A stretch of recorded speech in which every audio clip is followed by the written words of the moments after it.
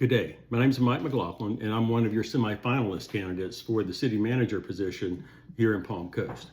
I'd like to thank you for the opportunity to answer the following 10 questions, and we'll go ahead and get started with number one. Number one, how would you implement an effective economic development program that comports with the comprehensive plan and 2050 vision that our city council recently approved? In keeping with these provisions as city manager, I would execute a data-driven, strategic, and collaborative plan for this opportunity utilizing the following approaches. Establish clear goals and a detailed action plan that includes the analysis of the current economy, the prioritizing of key initiatives, and the usage of the strategic action plan transparency dashboard. I would strengthen community partnerships by potentially engaging a steering committee, partnering for workforce development, and further collaboration with Flagler County's Industrial Development Authority to explore tax-exempt financing for eligible development projects. I would implement strategic business and infrastructure programs by targeting desired industries, offering competitive incentives when possible and appropriate, focus on policy making that enhances the quality of life in the community, as well as leveraging federal and state funds. I would optimize internal processes and funding by performing extensive budget analysis for incentive and site development programs, modernize business processes when the opportunities arise, and measure and report the program successes to all stakeholders. I would prioritize infrastructure and sustainability by developing pad-ready sites and to integrate sustainability efforts into planning to ensure that all economic development initiatives align with the city's environmental goals. Number two, what are your leadership management philosophies and how would you apply them to lead our organization? My leadership management philosophies are centered upon my beliefs and practices of always setting the ethical example while leading under the principles of servant leadership. This requires me to put others' careers before my own so that I can more effectively mentor and develop those that I work with. A critical component of both effective succession planning as well as efficient governmental operations. I believe in setting others up for success as much as I possibly can, and have found that the concepts of servant leadership provide the very best mechanism for doing so. While that is the broad concepts, or are the broad concepts of my leadership and management philosophy, additional precepts include honesty, transparency, a positive attitude, accountability and dependability, openness, an inquisitive mind, and a desire for high performance. I would apply these philosophies in a thoughtful, deliberate, consistent, and professional manner daily from the start of my tenure until the very end. Number three,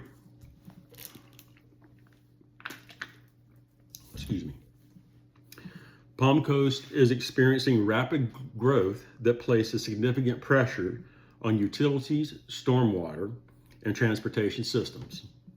At the same time, residents expect fiscal responsibility and efficient government. As city manager, how would you prioritize infrastructure investments, balancing the budget, and communicate these trade-offs to both the council and the public? As Palm Coast City Manager, I would prioritize infrastructure investments by incorporating a strategic approach that focuses on maintaining and enhancing vital city assets while accommodating growth and addressing citizen concerns. This involves reviewing and addressing roadway maintenance and improvements that are needed, water and sewer system needs that may happen or may be present in the community, broadband and other additional infrastructure concerns, as well as their associated funding strategies. Efforts to balance the budget would include the use of cautious revenue assumptions, the maintenance of fiscal discipline, the strategic use of fund balances, the implementation of cost effectiveness measures, and to focus on long-term sustainability practices that are grounded in fiscal conservatism. Effective communication is vital to ensure transparency and maintain community trust. Clear and timely updates on budgetary information must start with the city manager's office. Additional efforts include public meetings and workshops, ensuring information using clear language is accessible to the community that highlights benefits and consequences of fiscal decisions that we may have to make, and the acknowledgement of challenges that we all face in addressing community matters. Number 4, tell us about a time when you faced a complex and high-stakes decision as a city manager or senior leader. How did you evaluate the options, engage stakeholders, and ultimately decide on a course of action? Looking back, what would you repeat and what would you do differently?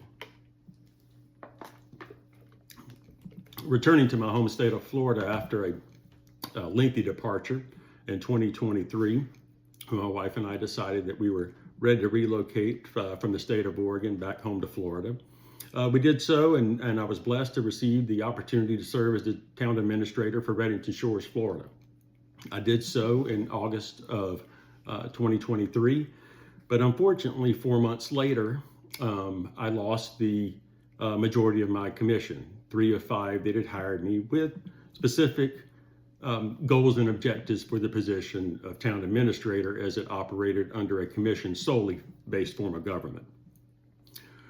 Shortly after losing the commission majority due to the Form 6 issue at the time, the commission changed over and was seated. Within 2 months, though, however, you could tell that there was definitely a different focus and direction that was desired by the incoming commission.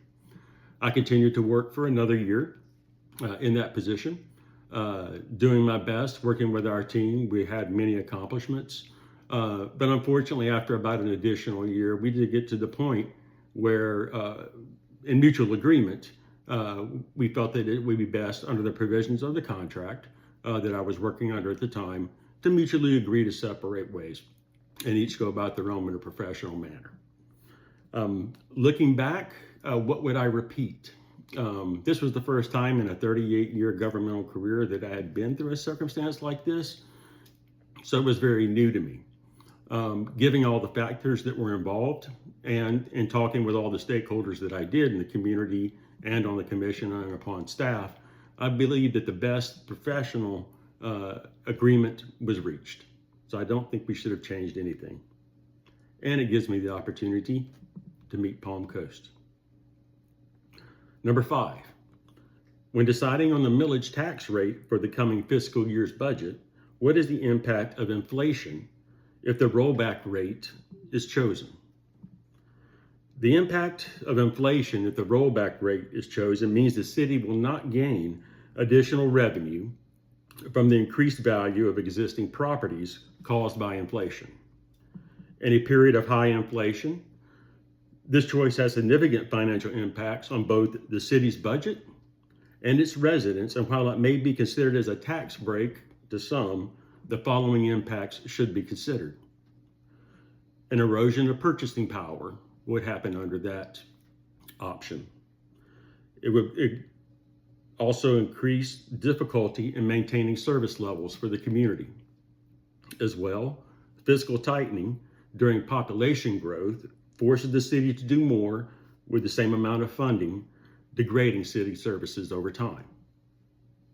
Number 6, when addressing a problem with one of your staff's employees, do you always check with the particular employee's manager or supervisor first before contacting the concerned employee?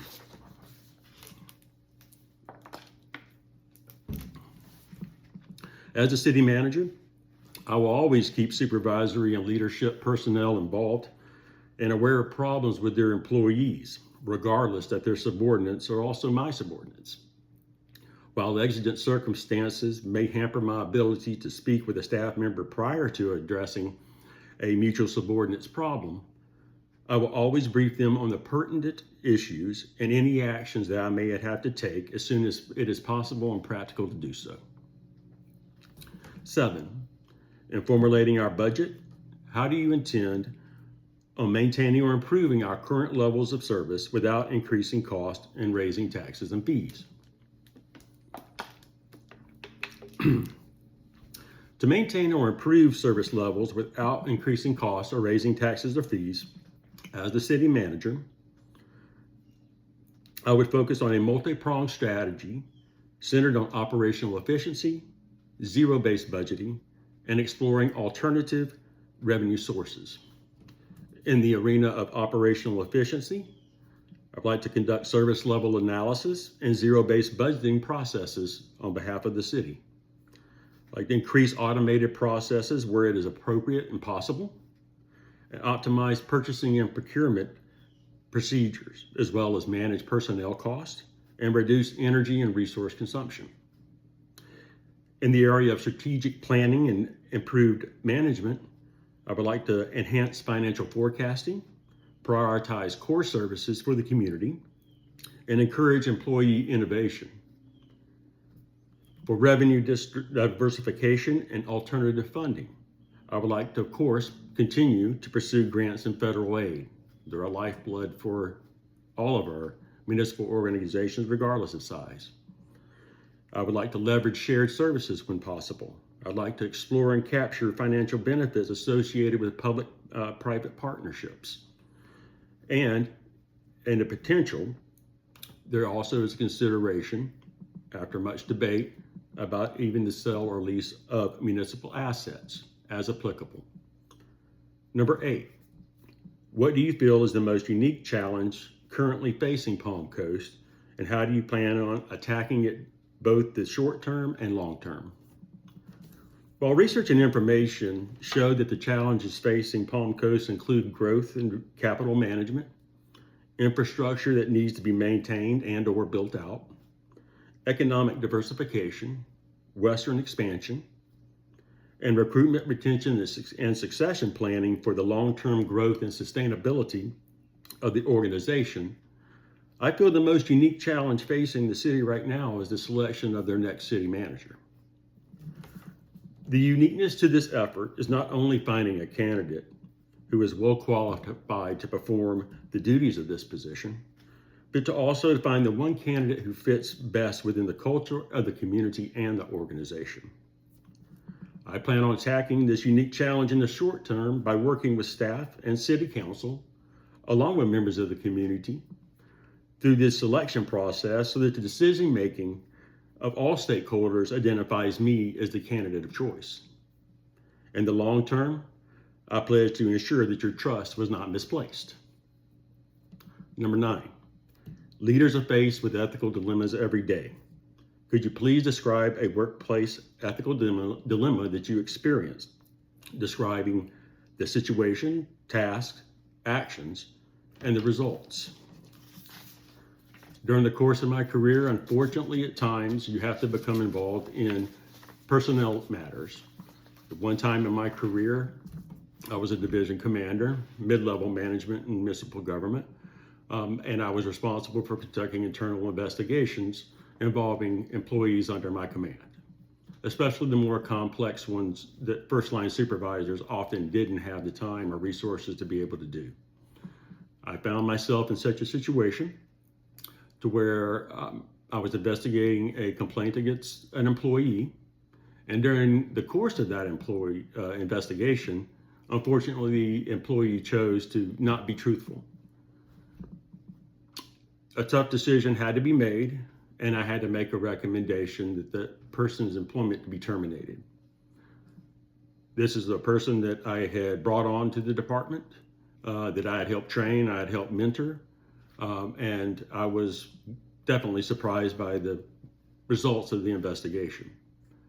However, ethical standards had to be upheld, and I had to make that recommendation, unfortunate as it was in relation to that career. Number 10, what metrics do you consider the most important when conducting performance evaluations?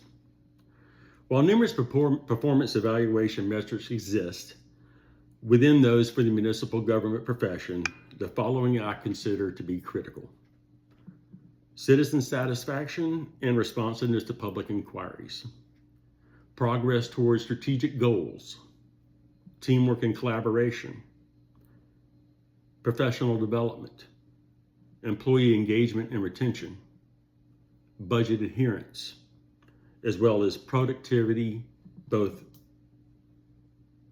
productivity itself as well as any associated error rates. Thank you for your time, and I do hope that I get a chance to see you all soon. Thank you.